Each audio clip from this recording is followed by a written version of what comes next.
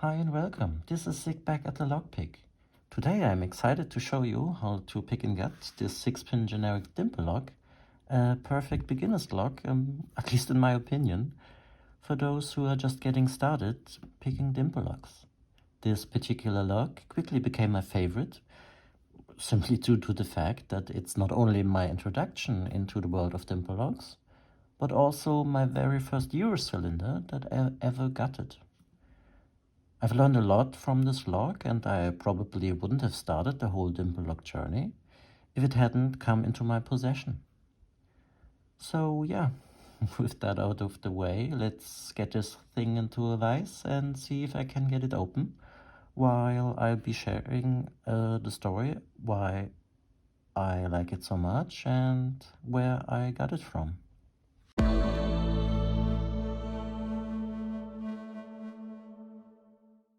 I don't know if you can make it out, but the wording on this lock isn't particularly challenging. The pick fits the keyway very well, and if you compare it to, let's say, this yellow belt lock that will be part of our next video, you can clearly see that navigating this keyway with the pick is way more challenging. But I guess we'll cross that bridge when it comes to it. And yeah, stay tuned to see that one. But today we are looking at this, and this will be our key. It has some okay bidding with some low and high cuts. Let's see if it works. Works fine. The thumb turner works as well. I will be using this tensioner from Multipick in 1.5 millimeters. It fits this huge keyway pretty well. And this left-leaning flag from Multipick G Pro. Okay, let's go. There's something on one. Tensioner is a bit in the way. Okay, let's go. Something on one. Smallest click on 1, 2 is binding. It's a bit stuck. Let's release a bit of tension. 2, yeah, nice click out of 2. 3 is binding as well. Click out of 3. 4. A bit of movement on the core. 5. Click out of 5. 6. And we got this open. All right. I guess we can start gutting this. We'll be needing that one. Let's turn it over like that. This we can put away. Over here. The pinning shoe. Some tweezers. That and the follower. Okay. And we'll be starting, I guess we will be starting with the Cir Clips. This is always my favorite part. Let's remove it from the vise. And those clips can sometimes be really stubborn, but here's to hoping that it will turn out fine today.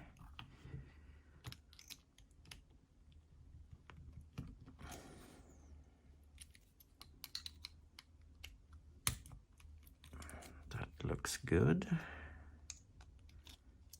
Let's put it over here.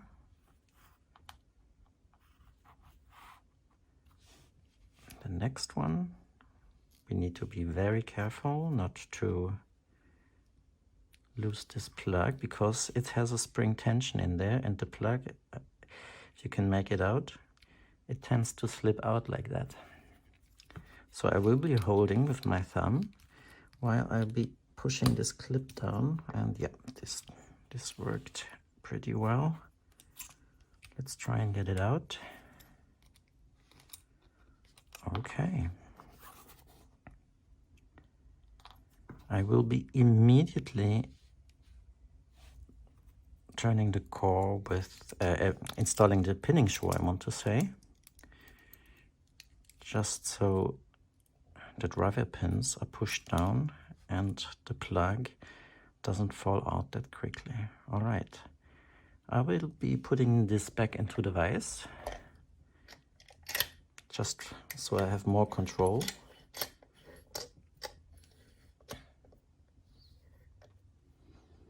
Okay, let's pull this plug. And while I will be pulling this, you can make out the first key pins right there. I will be putting my thumb over it so the key pins don't fall out. So hopefully no donation to the carpet gods today. Let's put it over here to the rest of the fire. Now we'll be taking apart the cam or the actuator. That's part of the actuator. Oh, talking about the carpet gods, but I got it. Now for this cam. I just pulled a bit on this plug so the cam would release. Let's put it over here. Okay, now with the follower, you can see this little groove on the follower. It fits exactly into this pinning shoe, so I can push the follower to pull the other plug, the second plug. And that's the spring I was talking about. That's causing the tension and may even let the plugs fall out. Okay, so you will be wondering why I use this follower for the second plug. It's because there is a ball bearing just that fits in this little groove, so you will know when turning the plug when the lock is closed or not. Well, yeah. Okay, let's put it over here. And we can remove the pinning shoe.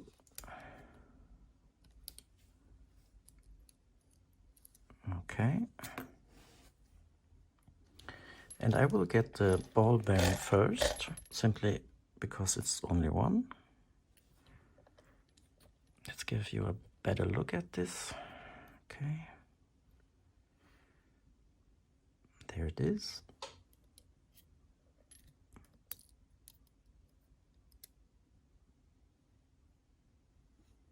Put this over here, turn it around,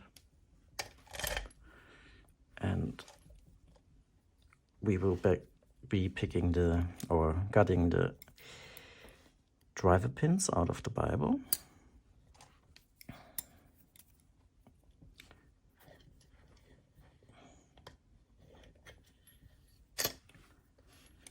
So it's probably no spoilers. They all will be standard pins like that. It's a beginner lock after all.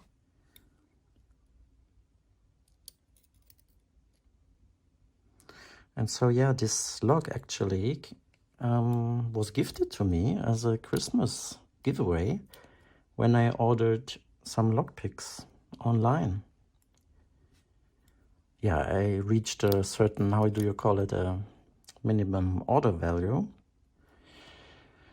And yeah, I didn't expect at all. And I was completely surprised that I found this lock along my order. And I was really happy, especially since I ordered in January. So getting a Christmas gift in January, that was pretty nice. And I guess you can still buy those. You won't get them for free anymore, but you can buy those locks at their website. I should mention I'm not sponsored by them in any shape or form. But if you want to take a look, I can link into the description. Let's put the follower over here. And yeah, but I guess you will be able to find some generic Dimple locks if you just look at your favorite online retailer or something. And they are really nice just to getting started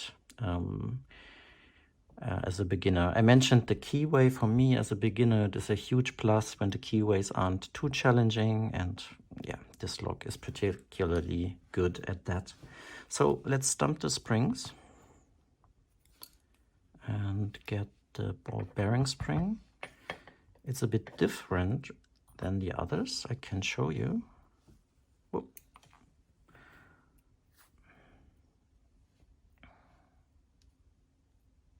Okay. This one has a bit more resistance to it than the other ones. Put this over here. Let's tidy up a bit.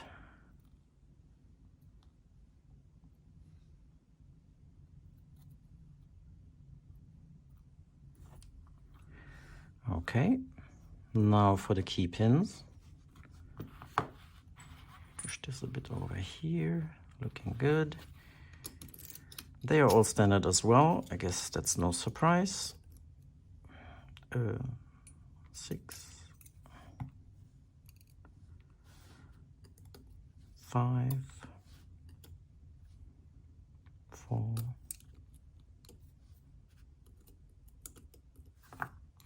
I guess I will be dumping those.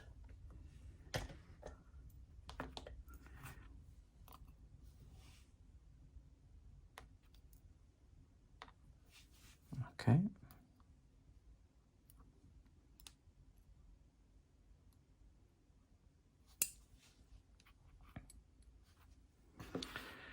Okay.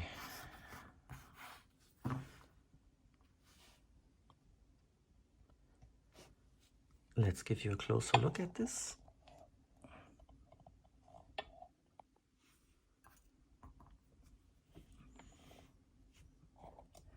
And I'm not decided if I will be posting the steps it took me on screen to get these looks, but if I do, you will be seeing them now. Otherwise, I will be just cutting the audio, I guess. All right, let's get back to reassembly.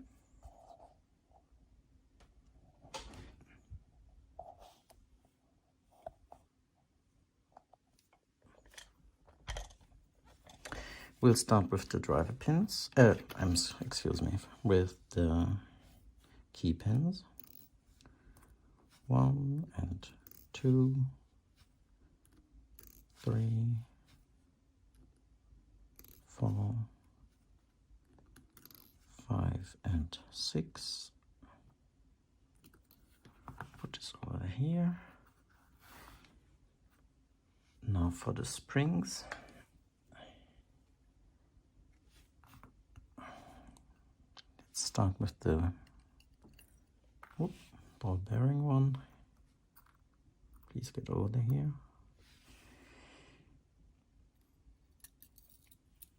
Okay.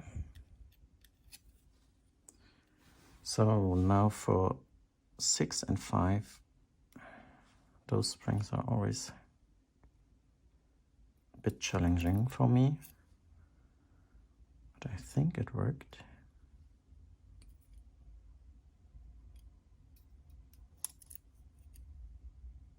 Yep.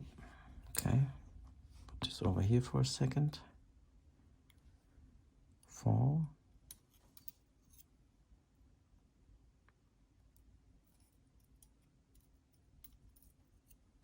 3, 2, and 1. Okay.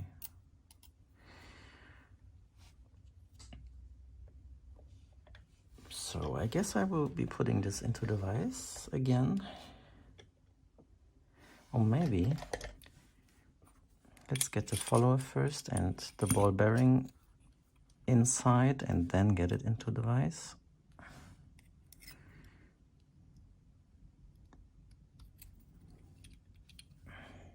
You know what, actually,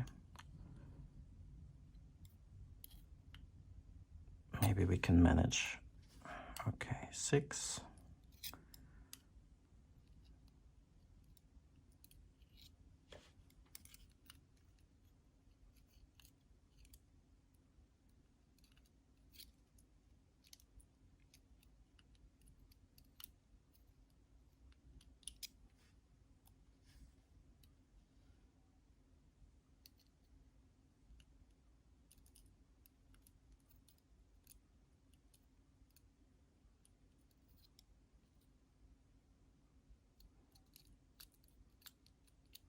Struggling with 6 and 5 again, as usual.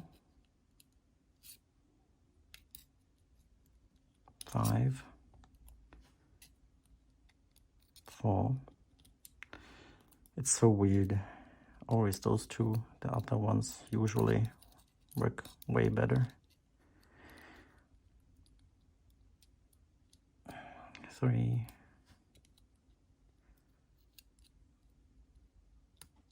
2, and 1. Come on. Okay. But now I definitely will need the vise.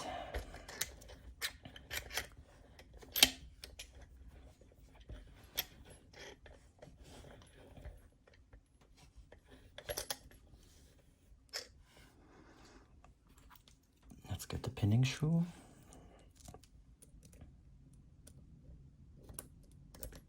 To push down the driver pins. Okay. Looks good. And we'll be starting on this turner. Oh, I'm sorry, I'm not seeing it right there.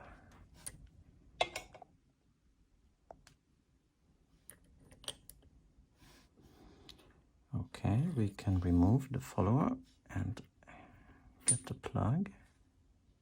Again, we will be holding down. Oh, no, I'm sorry. First we need to reassemble the rest. This spring and those actuator parts. So there are 2 set of screws here. Those 2 go on this side, and this little notch is for that one. So we need to be aligning this and that like this. Okay, let's hope it will turn out fine. Just turn it a bit like that.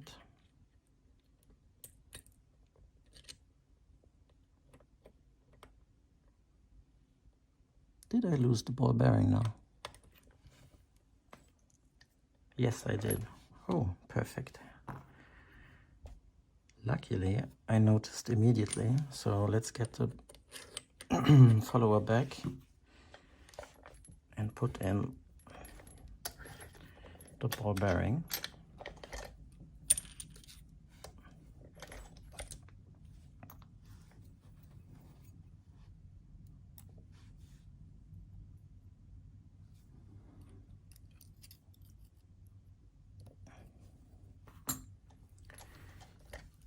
Phew, nice save. Because it's really annoying when you're missing a pin or this ball bearing, and then the springs can fall out and they can get entangled into the plugs. Yeah, not too much fun. So let's start over. Plug, remove the follower, get the big spring.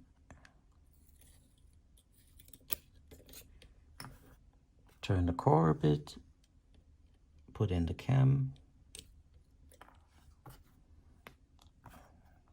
This spring isn't cooperating.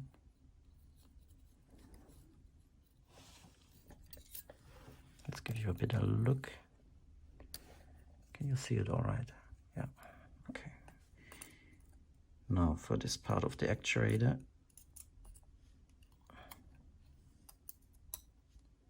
It's really tricky, so I'm not sure if it will work on the first try.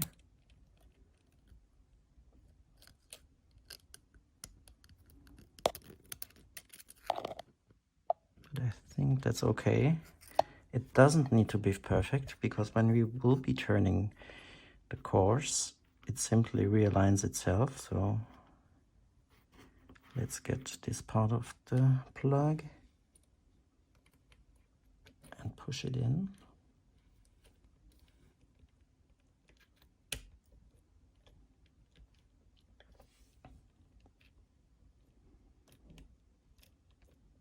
It slipped. Nope, not good enough.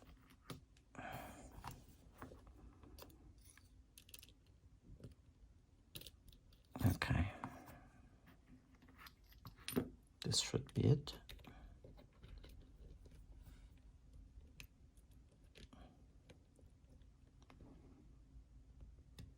Okay, looking good. Now we immediately turn the pinning screw, pull the cord and turn the plug so the driver pins will be in place.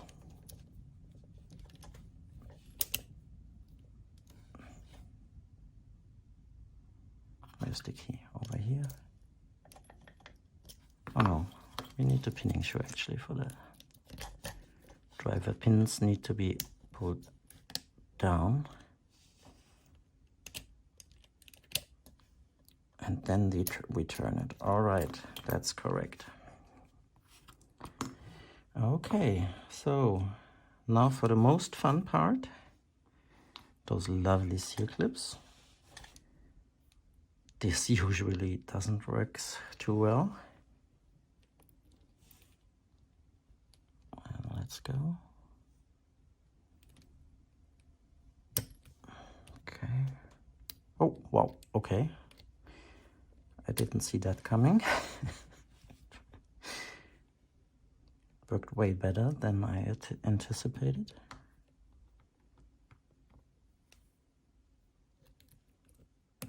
Oh, okay. Well, that was no luck at all. It was pure skill. Okay. Usually those clips, I can tell you, they put up a little fight, but this time it really worked. So yeah, sometimes you need to have luck as well. Okay, let's see if it works. Looking good. The thumb turner as well. Cool. Okay, then let me tidy up a bit and see you in a second. Well, it was quite an easy pick and the gutting process was very forgiving, but I guess that's the whole point of a beginner-friendly white belt lock. Don't get me wrong, with 6 pins and requiring a different skill set than picking a normal pin tumbler lock, as well as gutting a Euro cylinder, really adds to the complexity. So it's still more challenging than other white belt locks, like the Master Lock number 3 for example. Being a Dimple lock though, it's the perfect combination of moderate challenge and a comforting lockpicking experience. And that's really why it's my favorite lock. Well, that's it for me. Hope you enjoyed the video. Thanks a lot for watching and see you next time.